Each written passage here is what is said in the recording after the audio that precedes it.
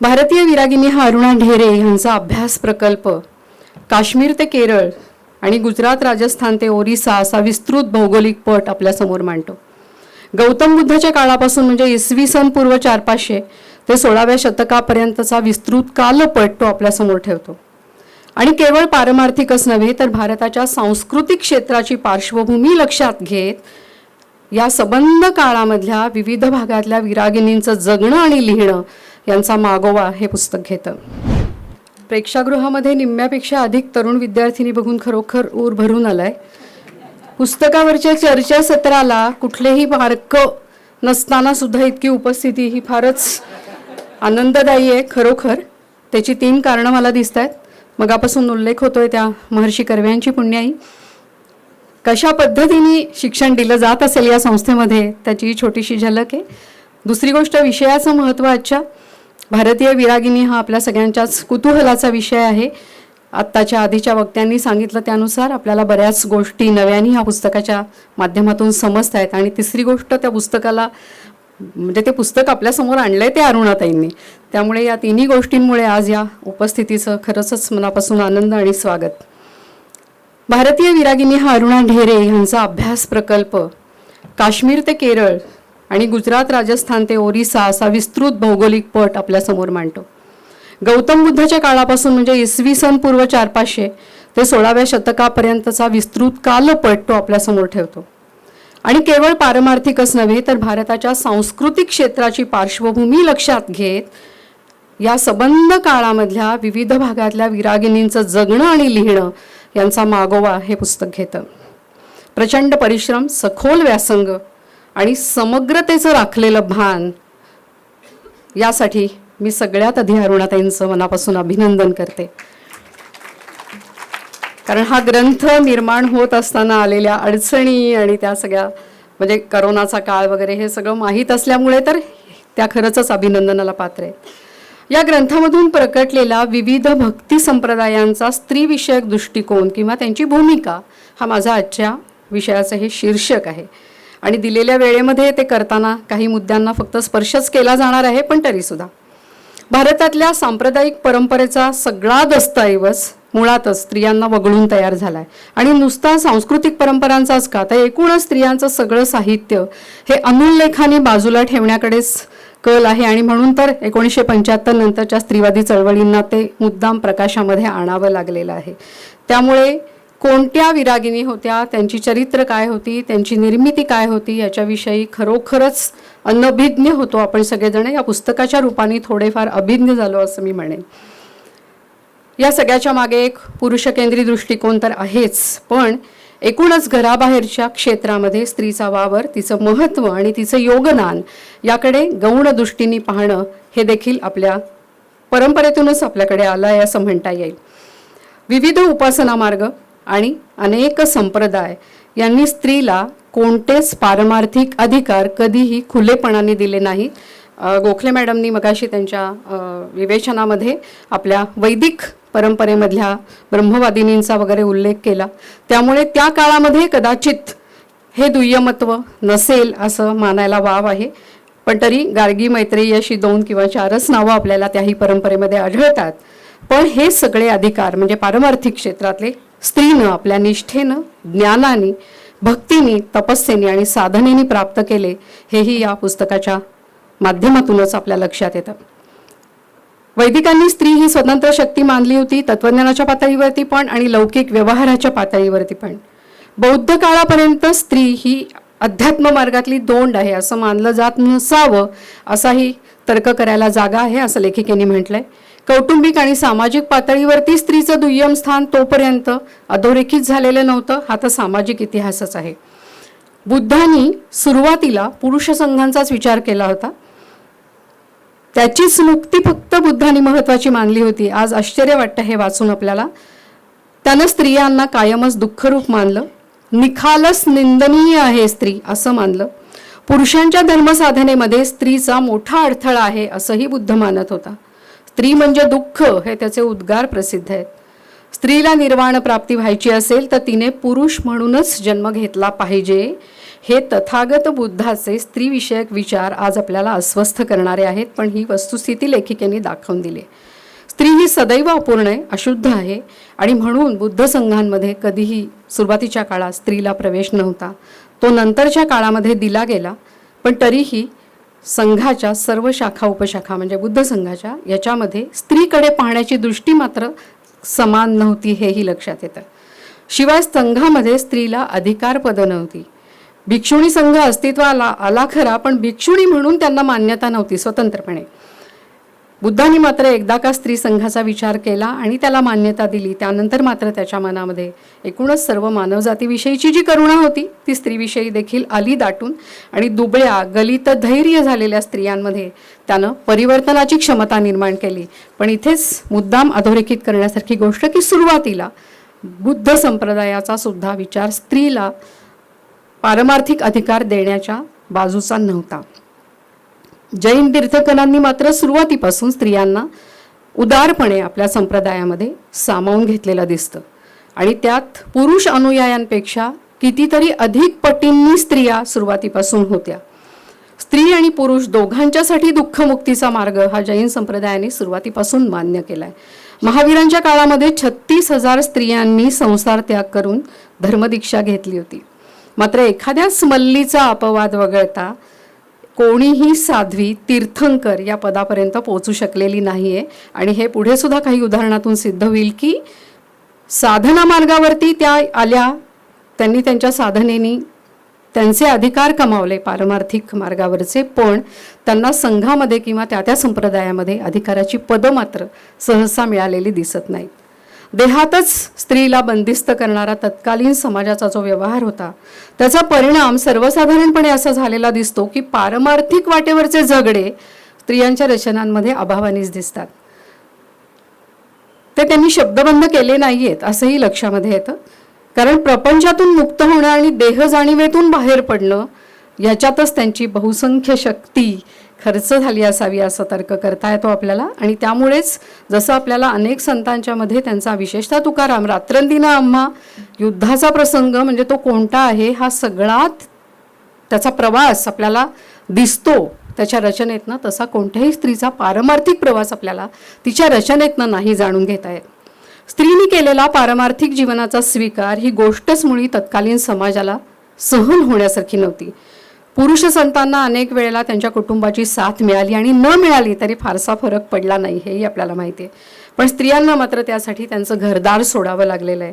आणि घर सोडणं, संसार प्रपंच सोडणं म्हणजे एक प्रकारची सामाजिक असुरक्षितता स्वतःहून स्वीकारणं आहे. त्यामुळे अशा विरागिनींचा संघर्ष एकाच वेळेला अनेक पातळ्यांवरचा आहे. तो कुटुंबातल्या प्रेमाच्या माणसांना दूर टाकून घराबाहेर पडण्याचा जसा आहे तसा गावं सोडून जाण्याचा आहे, मगापासून एकदा दोनदा उल्लेख झाला. आणि तिसऱ्या पातळीवरती तो आंतरिक सुद्धा आहे, कारण पारमार्थिक वाटचाल त्यांना करायची होती.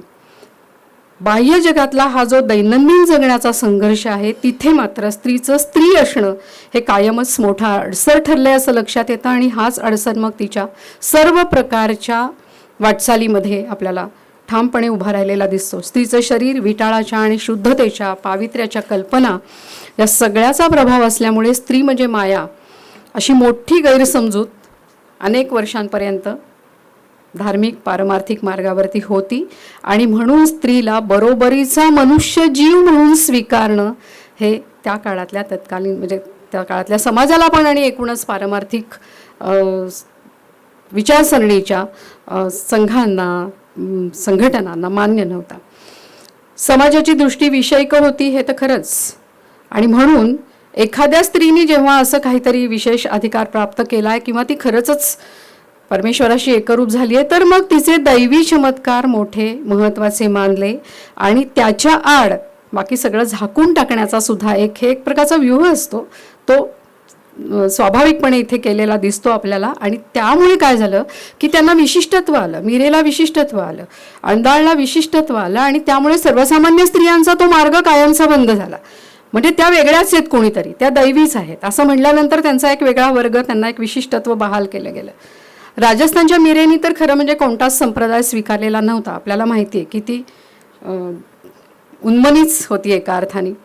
तिनं स्वतःही आपला स्वतःचा कोणताही संप्रदाय स्थापन केला नाही, पण तरीही तिच्या कुटुंबाने आणि तत्कालीन समाजाने तिचं असं पारमार्थिक असणं समजून घेतलेलं दिसत नाही. तिच्यावरती असंख्य दडपण तर आलीच, पण विषप्रयोग करून तिला मारून टाकण्याचे सुद्धा प्रयत्न झाले. भटकी जोगीण म्हणून समाजामध्ये वावरताना वेळोवेळी तिला कर्मठ मठाधिपती, सनातनी असे गुरु ह्या सगळ्यांशी किंवा अगदी साधू संन्यासी जे तिला प्रवासात भेटत असत या सगळ्यांकडून तिला अनेक वेळेला कटू अनुभव आलेले आहेत हेही दिसतं. म्हणजे प्रत्यक्ष कोणत्या संप्रदायाची नसताना सुद्धा अशा स्त्रीचं स्त्रीत्व कसं आड येत होतं हेही याच्यातनं दिसतं आपल्याला. सनातनी कर्मठपणा आणि उदार स्वीकार एकूणच स्त्रीच्या पारमार्थिक मार्गावरच्या वाटचालीचा हे दोन्ही प्रवाह भारतीय संस्कृतीमध्ये आलटून पालटून दिसतात असंही ताईंनी लिहिलेलं आहे. मी जे सुरुवातीला समग्रतेचं भान म्हणलं ते इथे मला अशा अनेक ठिकाणी दिसतं की फक्त असंच कटुचित्र नाही आहे, तर अनेक वेळेला असं झालेलं आहे की अपवादाने का होईना स्त्रीला सामावून घेतलं गेलेलं आहे. ती पण एक मनुष्य जीव आहे याचा विचार त्याच्यामध्ये अत्यंत औदार्याने केला आहे असं आपल्याला दिसतं. काश्मीरची जी लल्ला आहे 14व्या शतकामध्ये होऊन गेलेली, शिवयोगिनी म्हणून तिचं जगणं त्या काळच्या समाजाने स्वीकारलं. थोडाफार त्रास झाला नाही असं नाही, परंतु ते स्वीकारलं गेलं आणि आजही काश्मीरमध्ये लल्लेची गीतं गायली जातात आणि तिला स्मरलं जातं. हे मला फार महत्त्वाचं वाटतं. तिच्या पूर्वीसुद्धा शैवागमामध्ये योगिनींना स्थान होतं, ही एक महत्त्वाची गोष्ट आहे. त्यांना त्याच्यामध्ये प्रतिष्ठा होती आणि मुख्य म्हणजे गुरुपदी असण्याचा अधिकार सुद्धा त्यांना होता. पुढे मग 300 वर्षांनी रूपा भवानी जन्माला आली आणि तिने लल्लेला गुरु मानलं हेही आपल्याला याच पुस्तकाच्या आधाराने लक्षात येतं. उत्तर मध्य भारत, ओरिसा इथे अनेक ठिकाणी कबीरी परंपरेची एक शाखा म्हणून चरणदास संप्रदाय किंवा शुक संप्रदाय उदयाला आला. गुरु चरणदास यांची आते बहीण आणि नंतर त्यांची शिष्या सहजोबाई हिनं त्यांच्याकडून विधिवत दीक्षा या पंथाची घेतली होती आणि मग ती सांप्रदायिक झाली. तिने तिच्या अधिकारांनी चरणदासांनी त्यांच्या पश्चात तिला दिल्लीची संप्रदायाची गादी द्यावी इथपर्यंतची मजल मारली असं आपल्या लक्षात येतं. ओरिसातली माधवी दासी जिचा मगापासून उल्लेख झाला की अर्धजन म्हणून तिचा उल्लेख केला गेला आहे. पूर्ण माणूस पण नाही, अर्ध माणूस आहे. चैतन्य प्रभूंच्या शिष्यगणांमध्ये ती दाखल झाली होती, पण पूर्ण माणसाची प्रतिष्ठा नसल्यामुळे कितीही निस्सीम भक्ती आणि श्रद्धा असली तरी चैतन्य प्रभू तिचं मुखदर्शन घेत नसत. तिला ते सदैव दूर ठेवत. भक्ती मार्गातला अडथळा म्हणूनच ते देखील स्त्रियांकडे त्या काळात पाहत होते. म्हणजे ही केवढी विसंगती एकीकडे असं जाणवतं आपल्याला आणि आपल्याही मनामध्ये खरं म्हणजे करुणा दाटून येते. वेगमांबाचा मगापासून उल्लेख झाला, तेलगू विरागिनी आहे, नरसिंहाची भक्त होती.